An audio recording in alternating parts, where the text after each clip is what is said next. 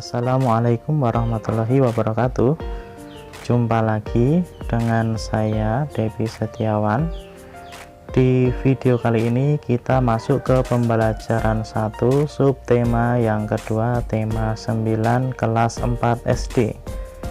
Sebelum kita masuk ke materi, saya mengingatkan bagi teman-teman yang baru gabung dan baru ketemu dengan channel ini, jangan lupa untuk klik subscribe dan juga klik lonceng supaya kalian dapat notifikasi pertama dari channel ini.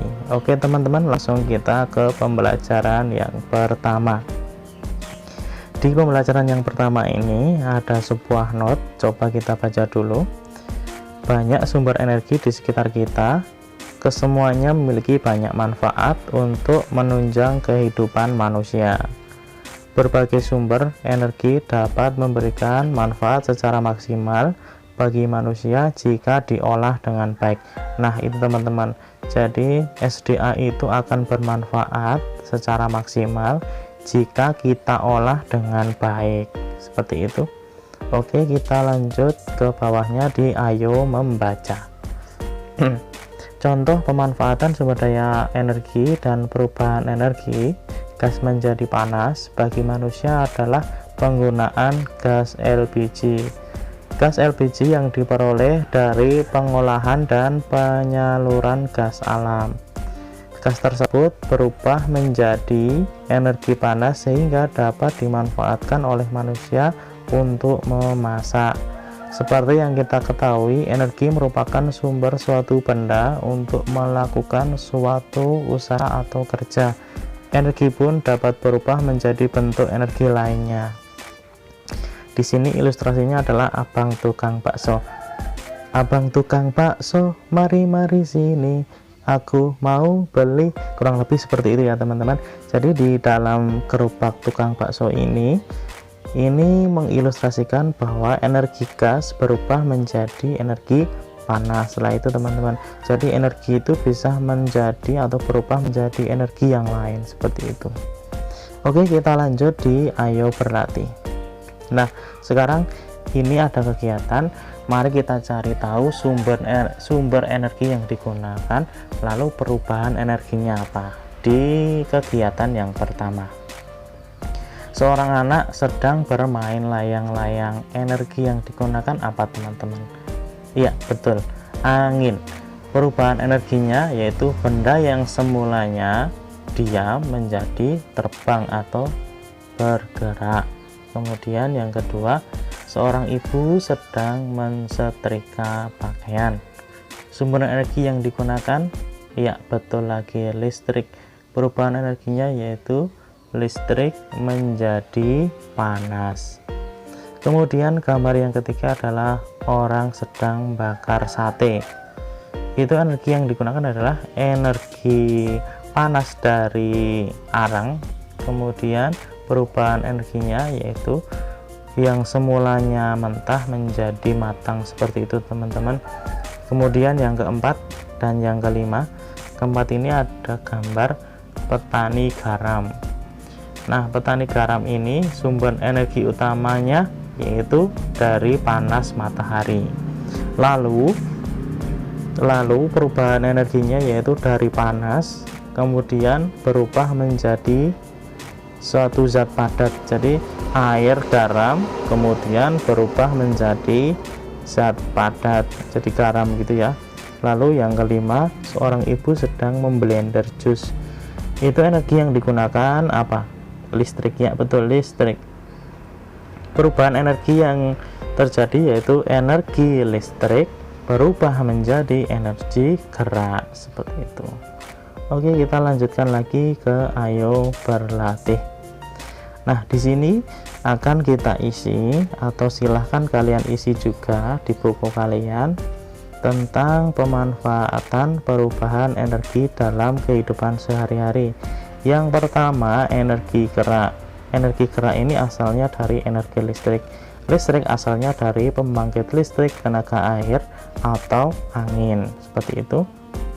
Kemudian energi gerak lagi, sumbernya dari mana? Bensin atau minyak bumi. Asalnya bensin dari pertambangan atau penyulingan minyak bumi.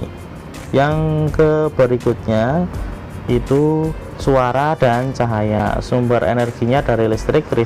Listrik asalnya juga sama dari pembangkit listrik, tenaga air atau angin.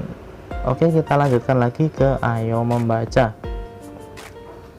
Bangsa Indonesia adalah bangsa yang dikaruniai SDA yang sangat banyak dan beragam. Sumber daya alam Indonesia tersebar dari Sabang sampai Merauke. Setiap daerah memiliki kekhasan sumber daya alam masing-masing. Sumber daya alam dapat dibedakan menjadi dua, yaitu yang dapat diperbarui dan tidak dapat diperbarui. Seperti yang telah dijelaskan bahwa di pembelajaran sebelumnya, SDA yang dapat diperbarui merupakan SDA yang dapat dihasilkan kembali meskipun kita telah menggunakannya. Sumber daya alam ini tidak akan habis jika kita dapat mengolahnya dengan baik, seperti hasil pertanian, perkebunan, peternakan, dan perikanan merupakan contoh sumber daya alam yang dapat diperbarui. Nah, teman-teman, itu ya. Jadi intinya sumber daya alam yang dari alam itu tidak akan habis meskipun kita mengelolanya. Lalu adapun sumber daya alam yang tidak dapat diperbarui merupakan sumber daya alam yang tidak dapat dihasilkan lagi setelah kita menggunakannya.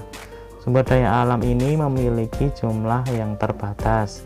Minyak bumi, batu bara, gas, dan barang-barang tambang lainnya merupakan sumber daya alam yang tidak dapat diperbarui. Oleh karena itu kita harus mengelolanya dengan baik. Nah, di bawah ini adalah tabel contoh-contoh sumber daya alam yang tidak dapat diperbarui. Kita lihat tabelnya. Sumber daya alam bukan logam, contohnya aspal, batu bara, minyak bumi, dan gas alam. Kemudian sumber daya alam logam seperti emas, perak, mangan, nikel, pasir besi, platina, timbal, dan timah, semuanya logam. Kemudian sumber daya alam yang industri seperti berlian, belerang, fosfat, gamping, batu kapur, yodium, asbes, dan gipsum. Nah, itu adalah sumber daya alam industri. Nah, ayo berlatih. Ini tugas kalian adalah menulis contoh sumber daya alam yang dapat diperbarui ya. Hasil pertanian contohnya apa? Banyak ya, hasil pertanian, padi dan lain sebagainya. Hasil perkebunan juga seperti singkong dan lain sebagainya. Hasil perikanan, ikan asin, kemudian ikan gurame dan lain sebagainya. Hasil hutan seperti karet, hasil peternakan seperti telur. Nah, itu nanti kalian isi ya, minimal 5. Kemudian yang kedua, bahan tambang organik. Nah, tugas kalian untuk mengisinya bahan tambang logam, bahan tambang untuk industri. Nah, di atas tadi sudah ada contohnya, tinggal diisi ya, disesuaikan dengan daerah kalian. Lalu kita masuk ke peta Indonesia. Ini adalah peta Indonesia menggambarkan sumber daya alam persebaran di seluruh Indonesia. Kita lihat dulu yang bawahnya. Ini ya, legenda. Ini adalah simbol kelapa, kemudian simbol sawit, simbol ikan tuna, kemudian simbol apa lagi ini, cengkeh, simbol jagung, simbol rumput laut, dan simbol kopi. Kita mulai dari Pulau Sumatera. Pulau Sumatera ini ada gitu teman-teman, ada kelapa, ada ikan tuna, ada kopi. Maaf, iya betul, ada kopi. Kemudian di Sumatera ini juga ada cengkehnya, yang bagian Sumatera Utara ini. Ini adalah gambar dari simbol sawit. Lalu kita masuk ke Kalimantan. Di Kalimantan ini ada kopi, ada kelapa.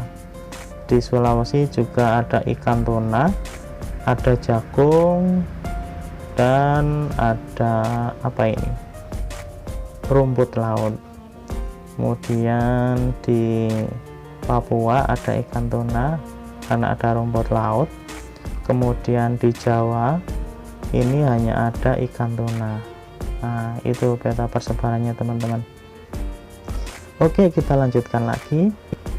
Negara kita dikenal sebagai penghasil barang-barang tambang, misalnya minyak bumi, gas alam, tembaga, dan emas merupakan hasil dari kekayaan alam kita. Setelah diolah, barang-barang tambang tersebut dimanfaatkan untuk membiayai pembangunan. Namun demikian, hasil tambang tidaklah merata persebarannya, baik jumlah maupun. Kita lanjut lagi, di sini peta persebaran hasil tambang negara kita ya. Itu di sini kecil sekali. Ada asbes, aspal sesuai dengan daerahnya masing-masing ya. Jadi kita itu sungguh beruntung hidup di Indonesia teman-teman. Lanjut lagi, kita ke ayo mengamati. Nanti ditulis di sini kekayaan SDA di provinsi kita, SDA non hayati yang ada di tempat lain. Gitu ya, nanti kalian isi. Nah, perlu diketahui dulu, sumber daya alam hayati dan non hayati adalah sumber daya alam yang bukan berupa makhluk hidup, seperti itu. Lalu kita lanjut ke sumber daya alam sebagai modal pembangunan. Di sini kita baca dulu, sumber daya alam yang kita miliki, baik hayati maupun non hayati, menjadi modal utama pembangunan. Selain dari pajak, modal utama pembangunan juga berasal dari sumber daya alam, misalnya bahan-bahan tambang dan hasil pertanian yang dijual atau diekspor ke negara lain. Dari situlah kita mendapat uang untuk membiayai pembangunan. Nah, ini adalah ilustrasi pembangunan teman-teman. Kemudian banyak sekali sumber daya alam yang dimanfaatkan untuk kegiatan ekonomi. Beberapa yang dimanfaatkan untuk kegiatan ekonomi misalnya hasil pertanian, perkebunan, perikanan, peternakan, pertambangan, dan lain-lain. Salah satu sumber daya alam yang kita miliki berupa kelapa sawit. Kelapa sawit dapat dimanfaatkan untuk membuat minyak goreng, margarin, dan bahan baku sabun. Pemanfaatan kelapa sawit menjadi beberapa produk tersebut merupakan usaha pemanfaatan sumber daya alam untuk kegiatan ekonomi. Masih banyak contoh lain tentang pemanfaatan sumber daya alam dalam kegiatan ekonomi. Nah, kita lanjutkan lagi. Di bawahnya ada peta pikiran seperti itu ya. Apa saja sumber daya alam itu? Nah, kalian sebutkan di situ. Mengapa sumber daya alam bisa menjadi modal utama pembangunan? Nanti kalian cari di teks di atasnya. Kemudian berikan contoh pemanfaatan sumber daya alam dalam kegiatan ekonomi. Nah, nanti kalian cari contohnya. Ayo berlatih di laporan hasil wawancara. Di pelajaran yang dulu kita sudah pernah, jadi kita skip saja. Langsung kita ke kerjasama dengan orang tua. Nah, teman-teman, kalau sudah sampai di sini berarti kita sudah pada akhir pembelajaran satu subtema yang kedua. Semoga apa yang kita ambil dari video ini dapat kita aplikasikan dalam kehidupan sehari-hari, sehingga sumber daya alam di sekitar kita itu akan terus berguna sampai nanti. Oke teman-teman, jangan lupa untuk diklik like dan di share ke media sosial kalian, dan jangan lupa bagi teman-teman yang baru gabung untuk di subscribe supaya channel ini dapat lebih bagus lagi. Sekian dari saya, Dewi Setiawan. Wassalamualaikum warahmatullahi wabarakatuh.